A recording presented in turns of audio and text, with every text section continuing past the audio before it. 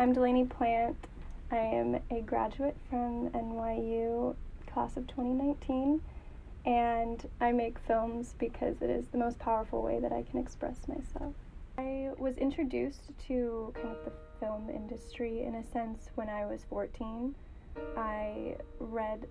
a script written by this woman named Robin Conley, and she was from San Antonio, Texas. I was from Oregon, so it was quite the connection, but she sent me a script she had written called Cooper, and it was this family dog movie, and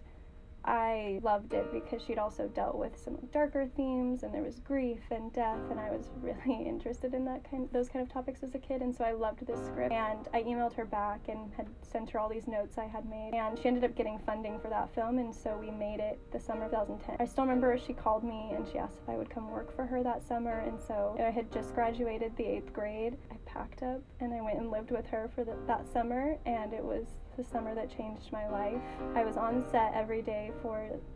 like a month or maybe a month and a half, and I was the youngest person there by so much. It was all these adults working, and they were all so passionate. Everyone was working for barely any money, but it was adults, and they were all being creative, and there were cinematographers and directors and sound mixers and all these people using their talents, and I thought, whoa, this is insane. Like, these are adults that are using what I love as my hobby to make a career out of it.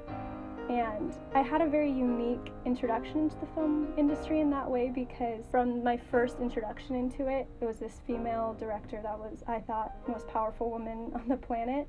Everybody listened to her. She was so confident. She knew what she was talking about. I had no idea that there was this whole other side of the film industry where there were women that weren't getting taken seriously on sets, and there was a lot of misogyny and a lot of gender inequality, and I had no idea that existed until I left kind of the safe haven of Robin and went to New York and started working on more film sets and being in New York, and I started exposing myself to all of these crazy experiences where you aren't treated the same, and it's a very male-dominated industry, and I had no idea while I was working for Robin because she was so in control, and that was something that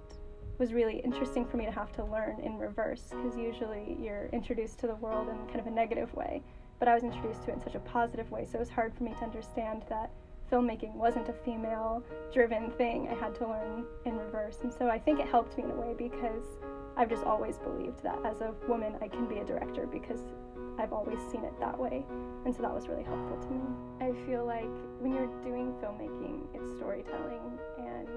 storytelling is how you visualize your life, and so now I'm looking back as a storyteller and as a filmmaker, and I think, oh, well, this moment when I was 5 helped me along in my journey, right? I look back at all the different things, and there's technically like, oh, I had good grades, and I studied hard in school, and I made a lot of films in school, and I wrote a lot of films in school. Those were my small steps, but I think in the grand scheme of things, it was looking at my life and all of the events that happened, the really negative things and the really positive things, and saying, oh, this moment that was really hard for me, this anxiety that I have, or those times where I felt really down and depressed, those were my small steps, because now I'm looking at from where I am now, I can look back and I can be saying thank you to myself for moving on past the difficult things. But looking as like, now I'm an NYU grad, I think there are so many small steps that you have to take, and some of them are just listening to your gut and your intuition. Every little thing along the way, like I almost didn't even apply to NYU, but there was something inside me that knew that I could do it. And so it was just listening to that, never counting yourself short, always knowing that you have what it takes to reach what you want to achieve. I make films because it's a way that I communicate what I'm going through and what I'm feeling, and that's why it's such a powerful tool, because I may be shy and I may have difficulty being in large group settings, or I don't know, I just am a quiet person,